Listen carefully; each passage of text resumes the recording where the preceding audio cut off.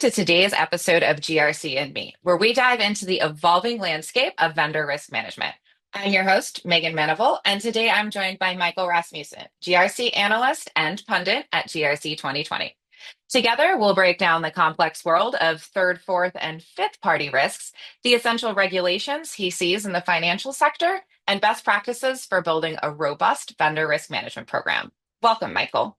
Let's go ahead and start with tell our listeners what is one thing about you that is not on your LinkedIn page that we should know? Oh, I guess it's my passion for medieval history, which you can sort of see by the eclectic stuff around behind me. I actually have a master's degree in medieval church history. And so love my travels to Europe and exploring medieval places from castles to churches to so much more.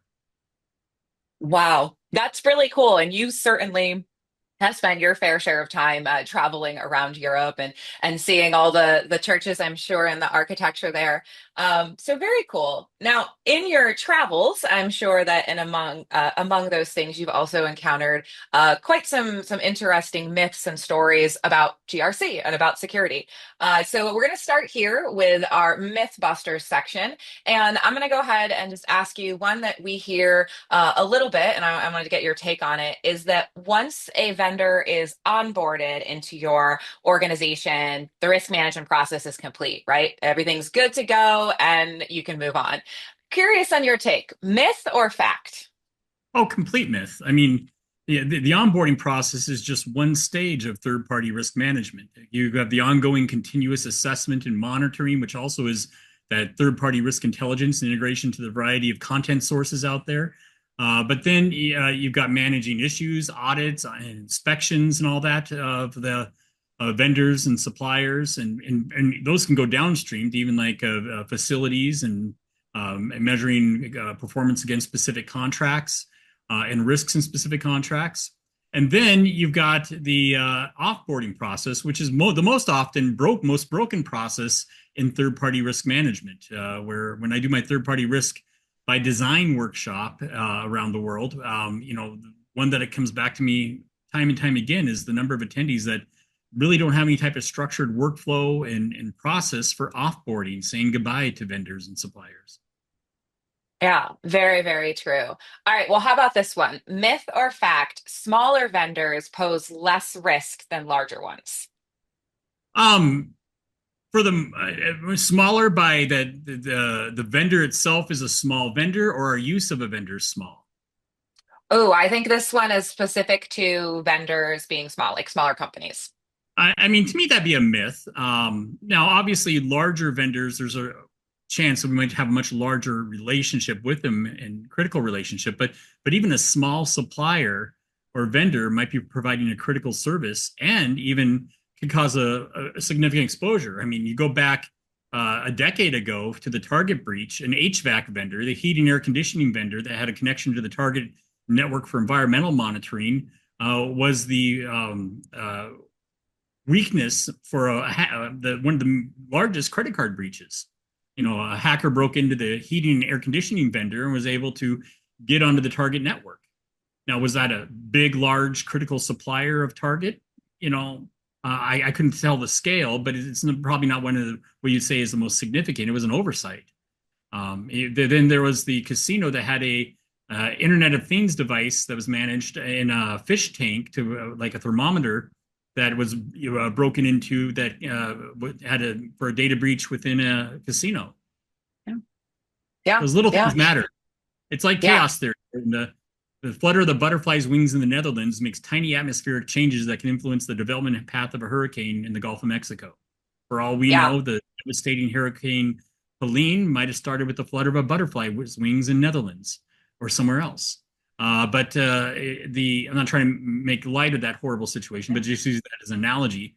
But those little things matter, and those little things can stem from large vendors and suppliers, but also to those small ones that do things for us.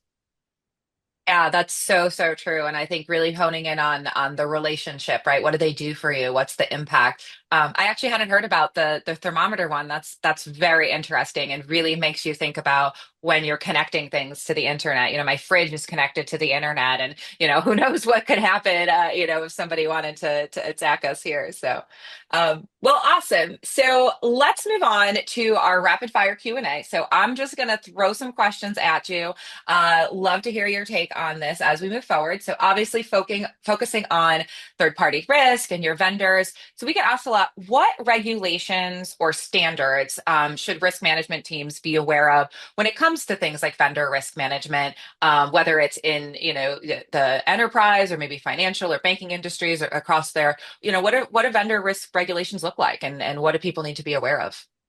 Well, in North America and Europe, there's several recent regulations and standards that are central to third-party risk, vendor risk management. And so some of the key themes are operational resilience, ESG, and cybersecurity. The big theme right now is the EU DORA and also UK Operational Resilience Act, or if you're down in Australia, CPS 230. But there's a lot of focus on operational resilience, and you cannot be resilient without looking at your third parties, and that's a key pillar of DORA. And DORA, which will take full effect in early 2025, just a few months away, and it seems like every day I'm answering questions on DORA, establishes strict guidelines for financial institutions and their information communication technology providers. So all those third parties out there require them to meet specific operational resilience and cybersecurity standards. This regulation and really has a substantial impact on third-party risk management, as critical vendors are subject to direct supervision by EU regulators. But I mean, that's DORA for operational resilience. You look at the UK operational resilience with the FCA, Bank of England, and PRA. There's a variety of things that intersect with this, like UK SMCR, Senior Managers Regime Certification Regime, where you have to have a senior management function that's ultimately accountable for different areas of risk, including third-party risk. And one UK bank had a huge operational resilience failure with because of a third party, and the bank was fined £40 million last year. The CIO, the Chief Information Officer, being the senior management function, was personally fined £80,000 because of this operational resilience failure with this third-party vendor. The CIO had to pay out of his bank account, not the bank's bank account. Personal liability in the UK. So operational resilience is a huge theme. We also see it from I mentioned the UK operational resilience, the EU DORA, CPS 230, but you have guidance as well. We have guidance in the US with the OCC, the Office of the Comptroller of the Currency, on operational resilience. It's not regulation yet, although they've said that it will become regulation. But we do have guidance on that. And of course, you have the guidance from the Basel and the Bank for National Settlements on operational resilience. That's just one aspect. The other aspect that is very strong across the pond over in Europe is ESG and supply chain regulations, whether it's Germany's LTSG to now the EU CSRD, the Corporate Sustainability Reporting Directive. And with that, the corresponding and very critical Corporate Sustainability Due Diligence Directive. Requires ongoing continuous due diligence across your third-party relationships. These recent ESG regulations, such as the CSRD and CSDDD, have a significant impact on third-party risk management. Banks and financial services firms need to ensure that their vendors adhere to ESG requirements, particularly around environmental risks and human rights compliance. In the US, some big things to consider is the NIST cybersecurity framework, in which financial institutions often align their vendor risk programs within this cybersecurity framework. And the most recent update, has particular controls around third-party risks. And, going back just a few years ago, during COVID, October 2020, so just 4 years ago this month, you have the OCC bulletin on third-party relationships, where the OCC's updated guidelines stress the importance of understanding the risks posed by third-party relationships, especially in areas like cybersecurity, business continuity, and data privacy. But besides these regulations, you have all the events and things like that, and we can just look at things from whether it was solar winds to the CrowdStrike incident from a few months ago, and significant issues in the third-party relationships in that aspect. Yeah. Yeah, it's ever expanding, right? When you think about even just a couple years ago, 5, 10 years ago, when we talked about third party risk due diligence, it was, maybe some questionnaires or like you mentioned at onboarding and things like that. And now it was sort of part of a standard, right? There might be a domain or a subsection, and now there's a significantly more emphasis on it. Globally, as you just noted there. So and that's really kind of leading into our next question here is with everything changing so rapidly and new regulations coming out and such, what can folks do to really stay educated about some of those standards and regulations and what are the best practices when it comes to maintaining, vendor risk in your organization? Certainly, given the rapid pace of regulatory change we see with DORA, GDPR enforcements and updates, cybersecurity directives, there's a lot to keep track of. And one thing to look at that can help is, the different types of RegTech solutions, with RegTech standing for regulatory technology. You've got a lot of, third-party intelligence providers out there that offer advanced regulatory change management solutions or third-party risk intelligence that automate the tracking of regulations Mhm. or risk issues, whether it's politically exposed persons, watch lists, sanction lists, negative news, reputation and brand. So I'm covering quite a spectrum from regulatory change to third-party risk intelligence, but they can really help integrate with solutions like LogicGate to be able to provide information into those systems to keep you updated. Of course, there's membership in different industry groups. You can participate in working groups from things such as the Financial Services Information Sharing and Analysis Center, the FSISAC, or other industry associations that provide early insights into evolving regulations and best practices. These groups often work directly with regulators to interpret upcoming rules and standards. I also highly recommend cross-industry collaboration, where you learn from peers in other industries and how they're approaching things. And because I think there's a lot that we can learn from each other, because we sort of become stale when we just sort of look at it from the same lens we've been doing for the last 20, 30 years that us and our peers have been doing, and while other industries might be advancing more. There's so those are just some ideas that come to mind.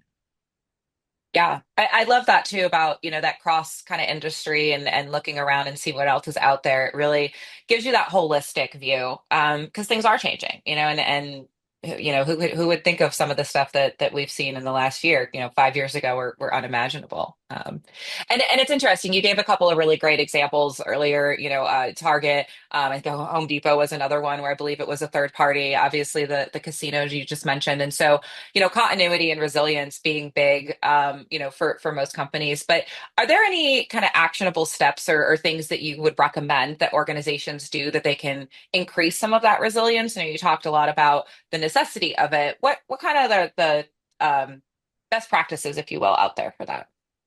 Oh, certainly. I mean, third parties do play a critical role in key operations of financial services firms. I mean, and you walk down the halls of many financial services firms, and half the people you walk by are not employees, but they're vendors and contractors and outsourcers and service providers, and and they've got. I mean, there's a lot of outsourcing, and so the financial services firms are heavily reliant on third parties. And so you need to pay close attention to the operational resilience regulations that I mentioned. And so that's a critical aspect. Those regulations like DORA and the UK's operational resilience and so forth, they mandate financial institutions to have a clear understanding of their critical third-party service providers and potential impact. And should also look at concentration risk, where you Mm. have the increasing dependence on a small number of cloud service providers like AWS, Azure, or Google Cloud has introduced significant concentration risks. It's been a focal point of recent discussions among EU regulators, leading to enhanced scrutiny of cloud providers under EU DORA. To increase resilience, financial institutions can, getting right to your question, Megan, map critical services, the financial services firm should identify the most critical services provided by third parties and assess the potential impact of their failure. This should include supply chain dependencies and upstream risks. Within the UK operational resilience, it also defines about impact tolerances and what's acceptable thresholds there. You should take a close look at contractual requirements for resilience, where you can Yeah. strengthen contracts with vendors to include detailed business continuity and recovery requirements to be considered, as well as regular testing. As part of resilience planning, financial institutions should regularly test continuity plans, recovery plans with key vendors, including tabletop exercises and failover testing for cloud services. Oh, really great advice. And I like that you brought in some of the non-technical pieces of it too, the contracts. That's a really key one, reviewing those things. I think it's interesting when we talk about sort of you mentioned concentration risk. And if we go back, several years, I remember it was all about redundancy and diversification, right? So it was first we don't want to have a single one. We got to diversify. We got to have this. But now it's okay. Now did we diversify too much? We have too many vendors. Where's that balance, right? Of making sure you can maintain it, but also have that resiliency there. So really, really great points there, Michael. And that kind of leads to, if we're thinking about the resiliency side, but then also, what are some of the challenges then with just risks in general coming in from them? How do you manage, tracking those? Some folks have it as maybe a separate function, maybe it's vulnerability management, things like that. What advice do you have for banks and other organizations to really develop and mature their third party risk program? Well, a couple of different aspects. One is manage the regulatory overload, with all the regulations like DORA and GDPR and sector specific cybersecurity rules and as well as enforcement actions and personal and accountability that's growing in this area. Financial institutions are really overwhelmed by the volume of requirements, and that makes regulatory compliance a complex and resource intensive task that requires us to stay on top of not only the here and now regulations, but what's developing in the short term, but the horizon scanning, what's coming at us 1 year from now or 2 years from now, what's to be expected so we can prepare for that and build for that. Because if we're building everything for now, by the time 2 years comes, the regulatory landscapes change and evolve. So we need that continuous horizon scanning of what do we expect the enforcement and the regulations to be, not just now, but in the future. Yeah. Another one is to look at that vendor concentration risks. As I noted earlier, financial institutions are increasingly reliant on a small number of technology and cloud providers, which has introduced systemic risks. But then also another consideration is the dynamic risk environment. The digital Mhm. landscape is constantly evolving to new technologies like artificial intelligence being integrated into financial services. This introduces unknown risks, particularly when vendors rely on emerging technology and use it to deliver services for financial services firms. That dynamic risk environment, another one is that integrated risk environment. I was teaching my third-party risk management by design workshop at Logic Gates conference last spring. I think it was March or April. I can't remember what month it was. But I had several, firms around the world in the room, and I shared this micro simulation where, in the first part of it, there's a little video that you just got hit with a major modern slavery issue with one of your critical suppliers, and out of one Asian country. What do you do about it? And then they all break out their workshop and activities, and then we hit the next micro simulation. It's like, because of this modern slavery issue, you now just been hacked by the hacktivist group Anonymous, and Mhm. your systems are being held at ransom until you break ties with this critical supplier that you're so dependent on. Now, what do you do?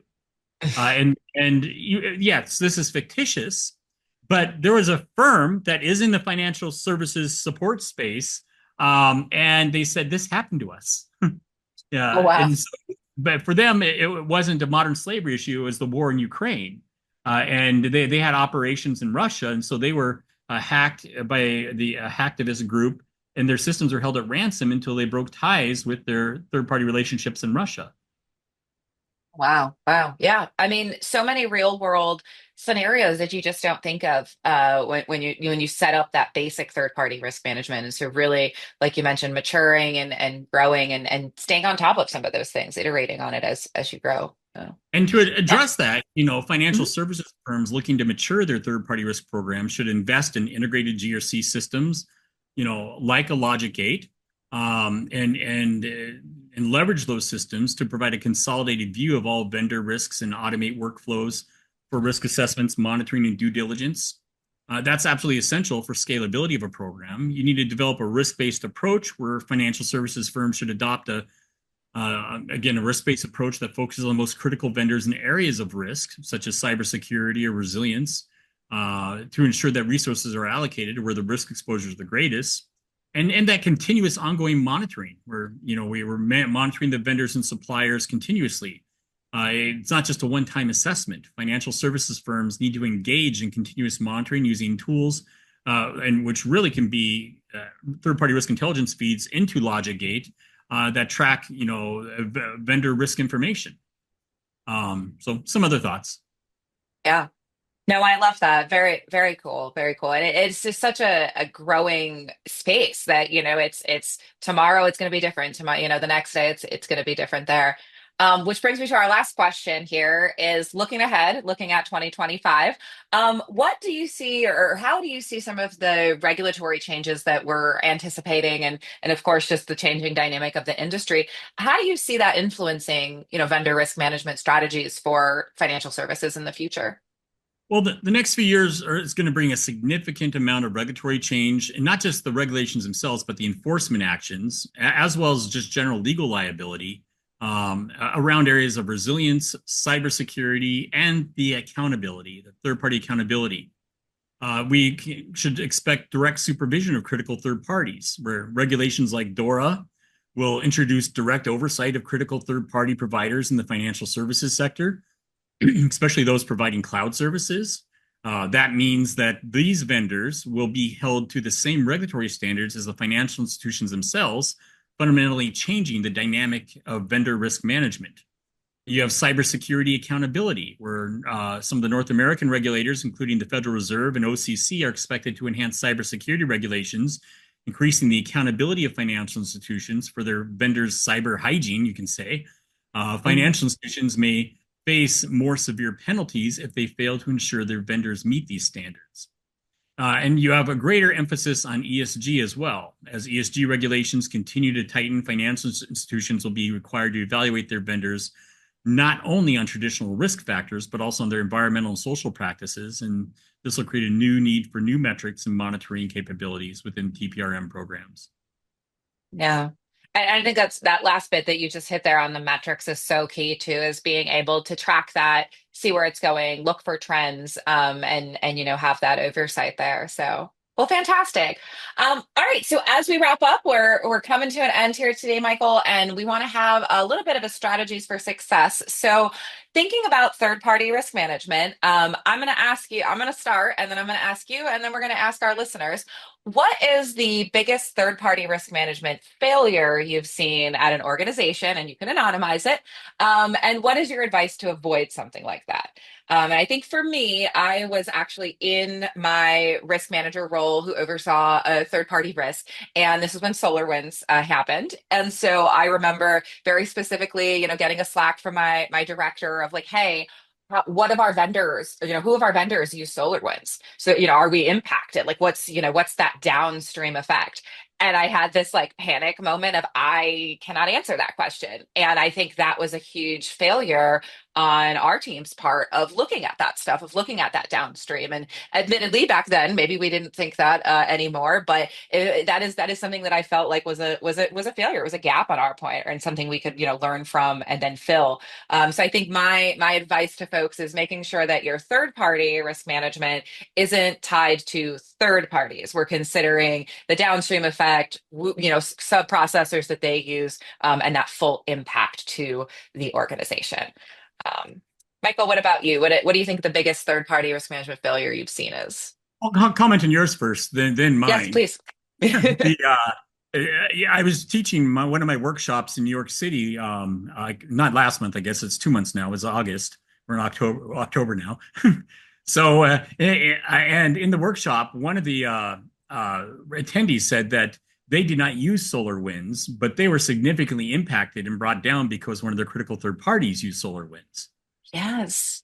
Yeah. I've seen that. Yeah. And that's exactly it. It's like you have to have that oversight and because, Oh no, you might no, it depend wasn't on a SolarWinds. company. I'm Yeah. sorry. The Oh, CloudStrike. For them, it oh, was CloudStrike. yes. Yes, yes. Oh, Yes. yeah, exactly. And that was the same thing, right? So hopefully, if you were impacted by solar winds, you were slightly more prepared for CrowdStrike. That's the fingers crossed. So But my biggest failure that I've seen was not listening to my advice. mm, So in February 2020, I did my third-party risk workshop in a major city. I don't want to try to give any indication who this was. And this is right before COVID, and worked on this organization's RFP, massive, large global organization, and 50,000 vendors, suppliers, 18 different risk categories. And I told them not to choose a vendor. And I said that vendor cannot support 50,000 suppliers across 18 different risk categories. The other analyst firms ranked that vendor very highly and recommended them. They listened to them, not me. They came back 18 months, 2 years later, and said, "We wish we would have listened to you." It's completely fallen apart. People lost their jobs for it. The whole program moved from corporate compliance to the procurement team, and we're just finishing the second round of their RFP now, as it's down to the final two. Mm. Yeah, yeah. Such an important role and needing that oversight there of the scalability too, and being able to get what you need there. So fantastic. That wraps up another insightful episode of GRC and Me. A huge thank you to Michael for sharing his expertise and predictions for the future. If you enjoyed this episode, let us know in the comments, what's the biggest third-party risk management failure you've ever seen at an organization? Stay tuned for our next episode and more deep dives into GRC trends and strategies. Until next time, I'm your host, Meghan Maneval. Keep staying ahead of those risks.